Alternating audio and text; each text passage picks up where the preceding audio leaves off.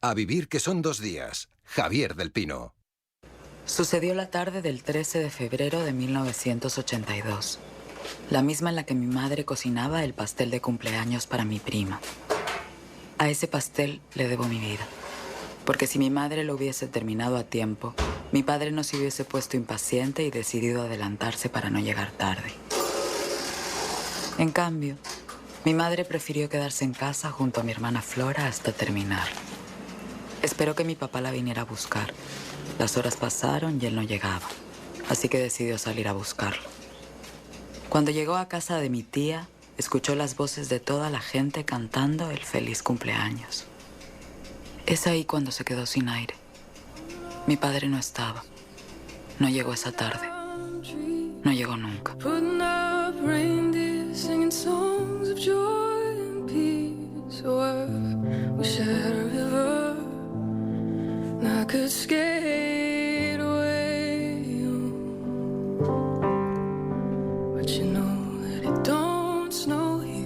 Ana, ¿por qué no llegó tu padre? ¿Qué le ocurrió?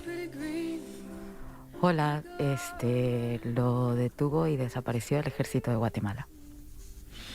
Tu madre estaba embarazada de ti, por lo que lógicamente nunca le conociste, pero después del rodaje de tu película y tras la investigación que has realizado sobre la desaparición de tu padre, ¿con qué padre te has encontrado? Bueno, me he encontrado con un hombre que era un hombre solidario, un académico universitario, una persona que en su momento hizo algo que yo antes de hacer la película no había entendido del todo, porque era una niña que buscaba un padre y que no lo tenía. Y eso te provoca algunas veces rabia, ¿no? Pero al buscarlo, pues me di cuenta que era un hombre que había hecho algo que yo muy probablemente en su lugar hubiera hecho lo mismo, ¿no? Que era buscar que la gente en el país tuviera más oportunidades y igualdad de derechos, ¿no?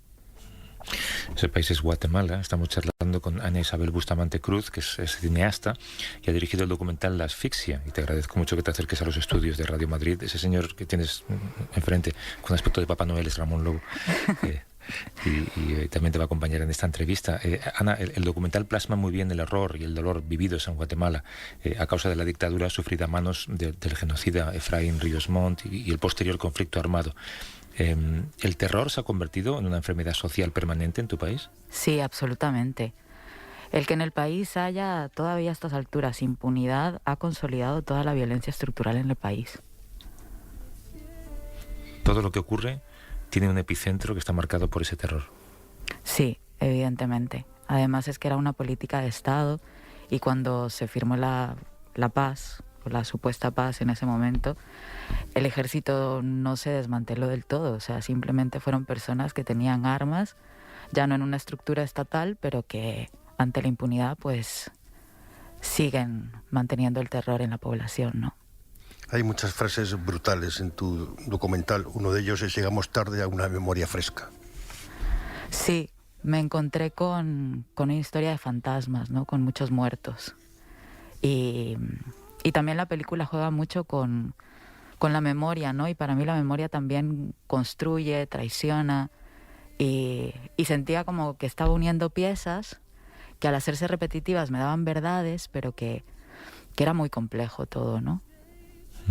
Al final de la película uno de tus familiares también te dice que hablar todavía no es fácil, dice resulta de alto riesgo y puede traer consecuencias políticas graves. Explícanos el contexto, ¿por qué sigue pasando esto? Bueno, como nunca ha habido justicia, nunca se ha dicho públicamente esto que hicimos estuvo mal, entonces simplemente se sigue consolidando, siguen habiendo personas que niegan que el genocidio existió, que niegan que el Estado cometió todas esas desapariciones y todas esas asesinatos de comunidades completas en el país. Entonces, si tú no lo reconoces, pues esto persiste. Por ejemplo, con el juicio de Efraín Ríos Montt, antes de que también lo menciono en la película, ¿no? Cuando es el juicio, hay una fundación que es la Fundación Antiterrorista que acusa a varios activistas y personas que trabajan en derechos humanos de un secuestro que se había realizado en el 82. Sí. Y en realidad acusa a muchísimas personas que ni siquiera estaban vivas, ¿no? Simplemente como para para atemorizarlas, ¿no? Para decirles, le seguimos poniendo la pista a todos los que decían luchar por los derechos humanos en este país, ¿no? Claro. Habría que decir, Javier, que mientras que todos miramos a El Salvador, a Honduras, a Nicaragua, en Guatemala se estaban cometiendo unas atrocidades tremendas. Hablamos de más de 45.000 desaparecidos, 200.000 muertos. Tiene mucho que ver la Fruit Company en todo esto, los terratenientes, uno de tus familiares, creo que es un tío al final, menciona que los militares eran simplemente un instrumento y que los jefes, los dueños del país siguen ahí. Sí, el ejército. Lo que pasa es que es como... Claro, los poderes económicos le dieron fuerza al ejército para que cuidaran esas fuerzas económicas que ellos tenían, ¿no? Lo que pasa es que ahora también se les ha ido un poco de las manos. Y el ejército también, a través del narcotráfico, ha generado un poder económico que ahora están en disputa los dos, ¿no? Ya Guatemala está en un momento en el que el equilibrio es muy complicado de encontrar. Y vaya personaje Ramón, Efraín Ríos Montt. Sí, yo estuve en el comienzo del juicio, hice un viaje con Oxfam para hablar del Polo Chic y pedí estar en ese juicio, porque claro, el Polo Chic era un elemento de todo esto. Claro. Y conocí a Fede Pecciarelli, que es el antropólogo forense de referencia, no solo en Guatemala, sino en toda América Latina y en el mundo. Y le dije, tú haces un trabajo con los muertos. Y me dijo, no, yo hago un trabajo con los vivos. Y había una cosa que está en tu documental también, que inauguraron un laboratorio de ADN y no fue casi nadie al día siguiente, o no a nadie, cuando publicitaron en la televisión, tenemos esto, pueden venir para muestras para poder hacer los matches, saber quiénes son sus familiares y dónde están. Y no fue nadie, porque me decía que el paso de buscar a la gente entre los vivos, la esperanza de que están vivos, a buscarlos entre los muertos, era un salto terrible. Tu documental es este salto. Sí, es muy complicado. Yo, de hecho... Tú sabes que tu persona está desaparecida, sabes que está muerta, perfectamente, pero hay algo en el cerebro que no termina de hacer la conexión. Como no has hecho tu rito de enterrar, de encontrar los huesos, entonces lo tienes como muy claro, ¿no? Crees que eso es lo que tienes que hacer. Yo cuando estuve haciendo la película, cuando fuimos a investigar de primero todo el sitio en donde están haciendo toda la búsqueda de ADN en los huesos, me di cuenta que yo no estaba del todo preparada para hacer eso. O sea, me acuerdo luego de ese día de rodaje de llegar con mi madre y decirle, ¿qué vamos a hacer si encontramos sus huesos? Y mi madre, como es ella, me dijo, pues enterrarlos. Pero claro, yo me di cuenta que yo no estaba preparada y creo que es un salto que además también requiere del el reconocer, ¿no? El ya reconocer públicamente que tu persona está muerta. Y eso creo que es un proceso que también es muy complejo. ¿Te has reconciliado ya con ese proceso? No sé si reconciliado, pero lo he aceptado, ¿no? Claro, son miles de personas las que siguen buscando a sus familiares en Guatemala. Yo no sé si hay cifras. Sí. O estimaciones del número de desaparecidos. La cifra es de 45.000, la cifra oficial, pero se cree que hay muchísimos más.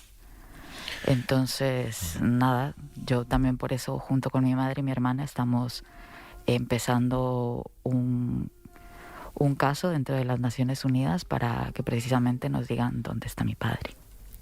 Son desapariciones forzosas que además, Ana, afectan a las mujeres de manera muy especial, ¿verdad? Claro, sí, porque la mayoría de viudas son mujeres y se han quedado muy solas y además estigmatizadas por toda la sociedad, ¿no? El decir que tu esposo o que alguien en tu familia es detenido desaparecido es casi que decir que era un delincuente, ¿no? Cuando en realidad es una víctima de una política de Estado de represión. Hay una cosa muy interesante que dices en el documental también, en la guerra, en la guerra civil no declarada nunca, o en la represión, que es la palabra correcta, pues no hubo guerra civil, fue una represión. Se usó la violación como un arma de violencia. Eso ha creado una especie de magma social que permite ahora los feminicidios. Claro. Es una conexión muy interesante que también sirve en México y otros países. Sí, en Guatemala es uno de los países en donde más asesinatos de mujeres hay, en donde la vida de las mujeres no vale nada, porque es que se ha utilizado como un arma de guerra. La impunidad todavía es moneda de cambio en Guatemala, ¿no? Si alguien acude a los tribunales a intentar solucionar un caso de manera procesal, ¿con qué se encuentra?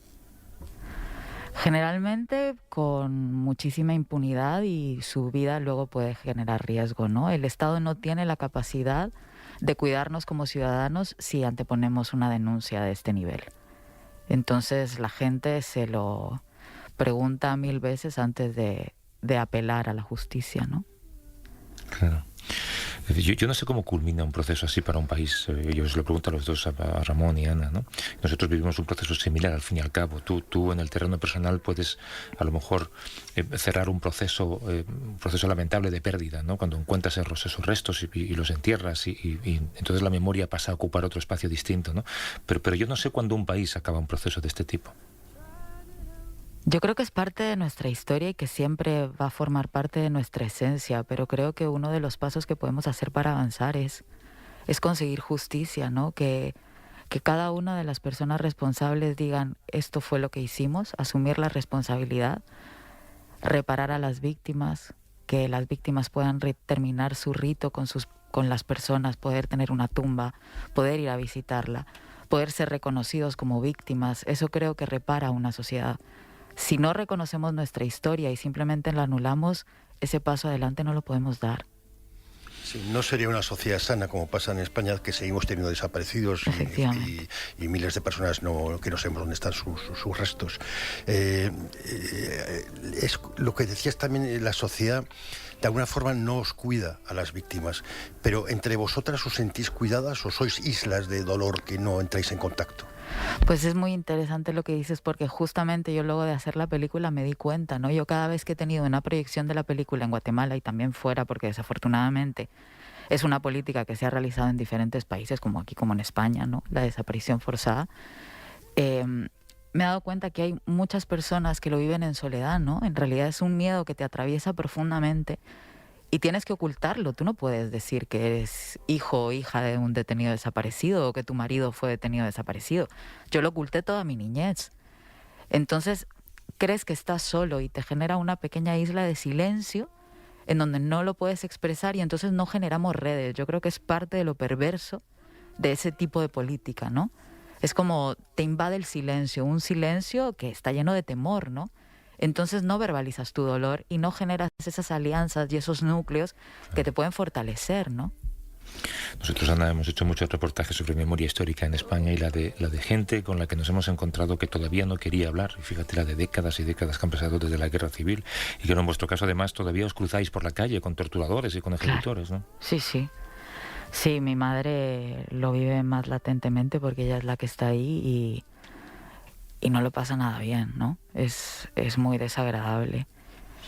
Y luego también que como no se reconocen a las víctimas, tampoco a los torturadores, entonces se genera... Estás en espacios casi que al lado, compartiendo, ¿no? Y es muy extraño. Todavía más duro. Ana Isabel Bustamante Cruz, que es cineasta, directora de ese documental La Asfixia, sobre la realidad en Guatemala. Enhorabuena por ese trabajo, Ana, y mil gracias por tu visita. Un abrazo. Y suerte con la vía esta de Naciones Unidas. Muchísimas gracias a los dos. Gracias. Hasta luego. Ramón, cumple las normas, ¿eh? Feliz Navidad. Feliz Navidad. Bueno.